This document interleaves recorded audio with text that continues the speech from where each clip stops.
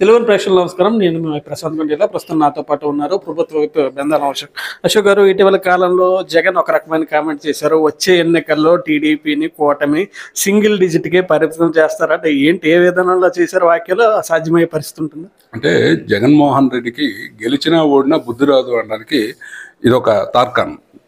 ఎందుకంటే 151తో గెలిచాడు. అహంకారమైనటువంటి ఒక స్వభావం.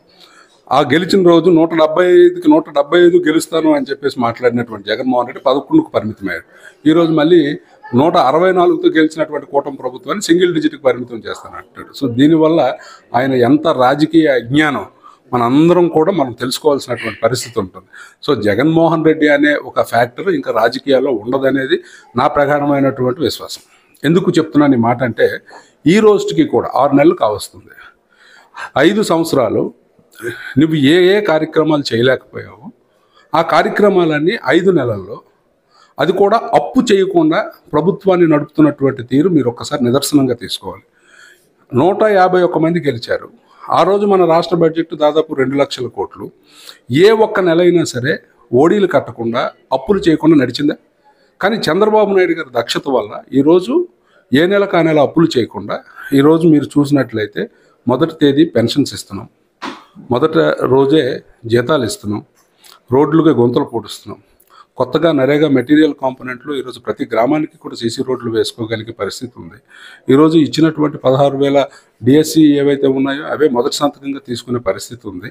అలాగే ఈరోజు ల్యాండ్ టైటిలింగ్ యాక్ట్ రద్దు చేసాం. ఇలా అన్ని కార్యక్రమాలు ఒకటి చేసుకుంటూ ఈరోజు మనం ముందుకెళ్తుంటే ఇంకా ఆచరణ సాధ్యం కానీ హామీలు ఇచ్చి అవేవి కూడా మేనిఫెస్టోలో చెప్పి అవేవి కూడా మీరు చెప్తున్నట్టు 1-2 కానీ పూర్తిగా అమలు చేయడం లేదని చెప్పి మీ మీద నిందిస్తున్న పరిస్థితి. ఖచ్చితంగా ఇప్పుడు ఒకే ఒక ఉదాహరణ మీ అందరికీ కూడా మీడియా ద్వారా అడుగుతాను.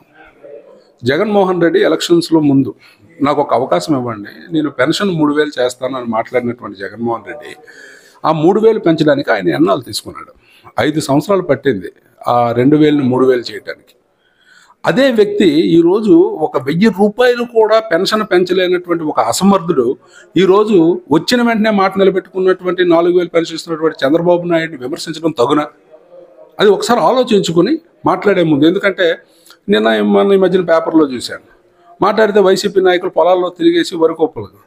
అయ్యా, మీరు గత 5 సంవత్సరాలు రైతులకి కనీసం 6 నెలలు 7 నెలలు మీరు రైతులు అమ్మినటువంటి ధాన్యానికి డబ్బులు ఉన్నటువంటి మహానుభావులు మీరు, కరువు మండలాలు ప్రకటించుకోలేనటువంటి దౌర్భాగ్యులు మీరు, ఈరోజు మీరు వచ్చి పంట పొలాలు తడిసిపోయి మీరు ఏదో ఉద్ధరించేయండి అని అంటే కాదు.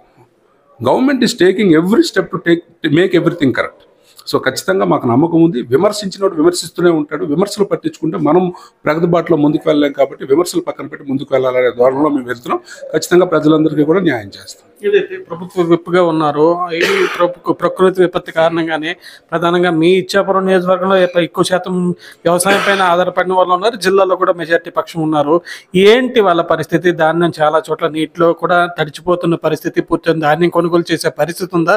ప్రభుత్వం ఏ విధంగా వెళ్ళబోతుంది? దురదృష్టం ఏంటంటే ఈసారి పంట చాలా బాగుంది అని అందరూ ఆనందపడే లోపల ఈ అకాలమైనటువంటి వర్షాల వల్ల చాలా ఇబ్బంది పడినటువంటి పరిస్థితి మీరు కూడా చూసే ఉంటారు. పత్రికల్లో నేను కూడా ఫీల్డ్ విజిట్స్ చేశాను. అనేక రకాలుగా, అంటే కోత కొయ్యని వాడు ఒక రకమైనటువంటి బాధ, కోత కోసిన వాడిది ఒక రకమైనటువంటి బాధ, కుప్ప పెట్టుకున్నటువంటి వాడిది ఒక రకమైనటువంటి బాధ.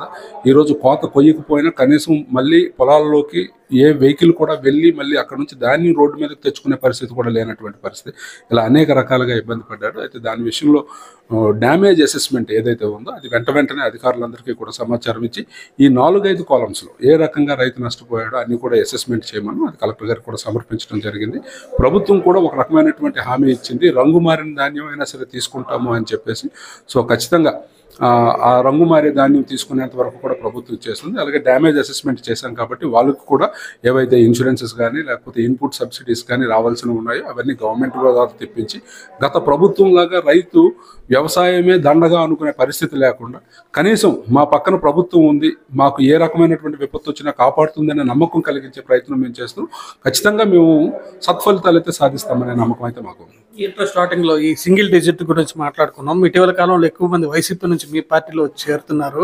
అట్ ద సేమ్ టైం మీ కంప్లీట్ అయ్యే టైంకి ఆయన సింగిల్ డిజిట్ కి చేరుతారా మీరు ఆహ్వానిస్తున్నారు? ఎక్కువ మంది చేరికలను వీటిలు కానీ 2029 నాటికి ఆ పార్టీ పరిస్థితి ఏ విధంగా ఉంది? అదే ఈరోజు మీరు చూసినట్లయితే జగన్మోహన్ రెడ్డి గవర్నమెంట్ ఏదైతే ఉందో జగన్మోహన్ రెడ్డి గవర్నమెంట్లో ఉన్నటువంటి మంత్రులు కావచ్చు, ఆ రోజు ఉన్నటువంటి ఎమ్మెల్యేలు కావచ్చు, బయటకు వచ్చి వాళ్ళు మాట్లాడుతున్నటువంటి మాటలు మీరు వింటే ఒక నియంత్రణ దగ్గర మేము పనిచేసాము అనే ఒక భావనే ప్రతి ఒక్కరు కూడా వెలబుస్తున్నటువంటి పరిస్థితి ఉంది. సో ఖచ్చితంగా రాజకీయాల్లో ఒక వ్యక్తి తాలూకు వ్యక్తిత్వం నచ్చకపోయినా, ఆ వ్యక్తి తాలూకు పనితీరు నచ్చకపోయినప్పుడు కూడా ఖచ్చితంగా అక్కడ ఉన్నటువంటి వాళ్ళు మంచి మనిషి దగ్గరికి, మంచి పనివాడి దగ్గరికి వెళ్ళే కోణంలో మనం చూసుకున్నట్లయితే చంద్రబాబు నాయుడు గారి దగ్గర ఖచ్చితంగా చాలామంది వచ్చే అవకాశం ఉంటుంది. సో మీరు చెప్పినట్టు అలాగా ఒక జగనే పోటీ చేయాల్సిన పరిస్థితి కూడా రావచ్చేమో, మనం అది చెప్పలేం. కాకపోతే మనం కామెంట్ చేసేదానికన్నా ఆయన చేసినటువంటి చెత్త పనుల నుంచి మనం నేర్చుకున్నటువంటిది ఏంటి, అక్కడ నుంచి ప్రజలకి ఆ ఇబ్బంది నుంచి బయటపడేయడం ఎలాగాని ఆలోచించాలి. ఎందుకంటే వీ హ్యావ్ టు రీబిల్డ్. పాపం చంద్రబాబు నాయుడు గారు 2014 నుంచి 2019 వరకు ఒక రకమైనటువంటి పందాలో తీసుకుని వెళ్ళి రాష్ట్రాన్ని అగ్రస్థానంలో నిలపాలని వెళ్తే, జగన్మోహన్ రెడ్డి వచ్చిన తర్వాత కేవలం బెదిరింపులకు పాల్పడి అన్ని రకాలుగా ప్రజలు ఇబ్బంది పెట్టే ప్రయత్నం చేశారు తప్ప ఎవరికి న్యాయం చేయలేదు. సో మళ్ళీ మనము ట్రాష్ నుంచి మళ్ళీ మనము రీబిల్డ్ చేసుకోవాల్సినటువంటి పరిస్థితి ఉంది. సో ఈ క్రమంలో జగన్మోహన్ రెడ్డికి సంబంధించినటువంటి విమర్శల గురించో, జగన్మోహన్ రెడ్డికి సంబంధించినటువంటి రాజకీయ జీవితం గురించి ఆలోచించే కన్నా ఆ టైం కూడా ప్రజల మీదే పెడితే ఇంకొంత న్యాయం చేయడానికి ఒక అవకాశం ఉంటుంది. ఇది ప్రభుత్వ వైపు బెందాలం అశోక్ చెప్తున్న మాట. ఏదైతే ఇటీవల కాలంలో ఉద్దాన ప్రాంతాల్లో, అదేవిధంగా శ్రీకాకుళం జిల్లాలో కురిసిన వర్షాలకు అన్నదాతలు నష్టపోయిన విషయం స్పష్టంగా కనిపిస్తుందని, దీనిపై ప్రభుత్వం కూడా పూర్తి స్థాయిలో ఎలాంటి రంగుమారిన ధాన్యాన్ని కొనుగోలు చేసేందుకు సిద్ధంగా ఉందని, చివరి గింజ వరకు ప్రభుత్వం కొనుగోలు చేసే ప్రయత్నం చేస్తుందన్న ప్రభుత్వ వైపు అశోక్ చెప్తున్నారు. ఇంకోవైపు ఏదైతే ఇటీవల కాలంలో జగన్మోహన్ రెడ్డి కూటమిపై చేసిన వ్యాఖ్యలపై కూడా ఆయన ఘాటుగా స్పందించారు. భవిష్యత్తులో జగన్నే సింగిల్గా పోటీ చేసే పరిస్థితి వైసీపీకి వస్తుంది అని చెప్పి కూడా బెందాలం అశోక్ ఎద్దేవా చేస్తున్న పరిస్థితి ఉంది. శ్రీకాకుళం జిల్లా కేంద్రం నుంచి ప్రశాంత్, తెలుగు న్యూస్.